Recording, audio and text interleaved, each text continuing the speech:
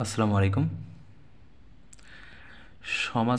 ধ্রুপদী সমাজতাত্ত্বিক তত্ত্ব, যেটা সমাজবিজ্ঞান ডিপার্টমেন্টের অনার্স তৃতীয় বর্ষের, এই সাবজেক্টের ফাইনাল সাজেশন নিয়ে আলোচনা করব এবং পরবর্তী সাবজেক্টগুলোর সাজেশন পেতে অবশ্যই চ্যানেলটি সাবস্ক্রাইব করে পাশে থাকবে।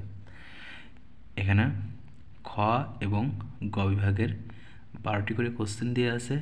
এই 12টি করে কোশ্চেন পড়লে পরে অবশ্যই এখান থেকে তোমরা 5-6টা 100% কমন পাবে। এখানে খ বিভাগের 1 নম্বরে আছে সামাজিক স্থিতিশীলতা ও সামাজিক গতিশীলতা বলতে কী বোঝো, এটা 100% আসার মতো। 2 নম্বর দৃষ্টবাদ কী। 3 নম্বর শিল্প বিপ্লব বলতে কী বোঝো। 4 নম্বর 100% আসার মতো রেনেসাঁ বলতে কী বোঝো। এখানে কিন্তু দেখো 3 নম্বরটা কিন্তু খুবই ইম্পর্টেন্ট, তারপরেও কিন্তু এটা স্টার চিহ্ন দেওয়া নাই।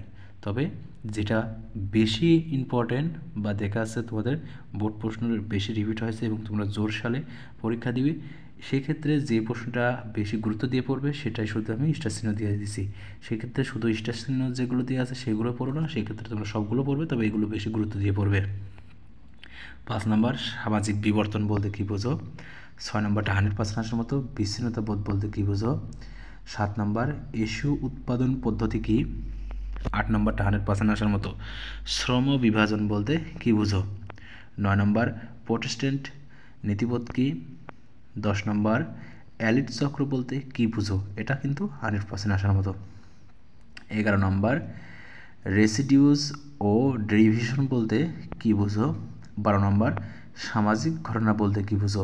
এগুলো পড়লে এর বাইরে তোমার খ বিভাগের জন্য পড়তে হবে না। এরপরে গ বিভাগে দেখো 1 নম্বরে আছে সমাজবিজ্ঞান বিকাশে শিল্প বিপ্লবের ভূমিকা আলোচনা করো। 2 নম্বর আধুনিক সমাজবিজ্ঞান বিকাশে অগাস্ট কোতের অবদান মূল্যায়ন করো। 3 নম্বর হারবার্ট স্পেন্সারের সামাজিক কাঠামো সংক্রান্ত ধারণাটি ব্যাখ্যা করো। 4 নম্বর কার্ল মার্কসের উদ্বৃত্ত মূল্য তত্ত্বটি আলোচনা করো। এখানে যদি এই 4টা পড়ো অবশ্যই 100% 3টা কমন পাবে। 3টা যদি নাও আসে 2টা অবশ্যই থাকবে। এখানে প্রথম যে 4টা দিছি এই 4টার মধ্যে। 5 নম্বর এযাবৎকাল মানব সমাজের ইতিহাস হচ্ছে শ্রেণী সংগ্রামের ইতিহাস উক্তিটি তাৎপর্য ব্যাখ্যা করো। 6 নম্বর এমিল দুর্খেমের শ্রম বিভাজন তত্ত্বটি আলোচনা করো। 7 নম্বরটা 100% আসার মতো এমিল দুর্খেম আত্মহত্যা তত্ত্বটি আলোচনা করো। 8 নম্বর ম্যাক্স ওয়েবারের আমলাতন্ত্রের বৈশিষ্ট্যসমূহ আলোচনা করো। 9 নম্বর ইতিহাস হচ্ছে অভিজাততন্ত্রের সমাধিক্ষেত্র উক্তিটি ব্যাখ্যা করো। এই নম্বরটা 100% আসার মতো। 9 নম্বরটা কিন্তু অনেক সময় দেখা আছে খ বিভাগেও কিন্তু আসতে পারে। কিছু কিছু প্রশ্ন দেখা আছে খ বিভাগেরটা বড় আকারে গ বিভাগে আসে, আবার দেখা আছে গ বিভাগের প্রশ্ন শর্ট হয়ে কিন্তু খ বিভাগেও কিন্তু আসে। 10 নম্বর ম্যাক্স ওয়েবার কীভাবে প্রোটেস্ট্যান্ট নীতিবোধ ও পুঁজিবাদ বিকাশের মধ্যে কার্যকর সম্পর্ক দেখিয়েছেন আলোচনা করো। 11 নম্বর সমাজবিজ্ঞান বিকাশে ঐতিহাসিক প্রেক্ষাপট আলোচনা করো। 12 নম্বর হারবার্ট স্পেন্সারের সামাজিক বিবর্তন তত্ত্ব পর্যালোচনা করো।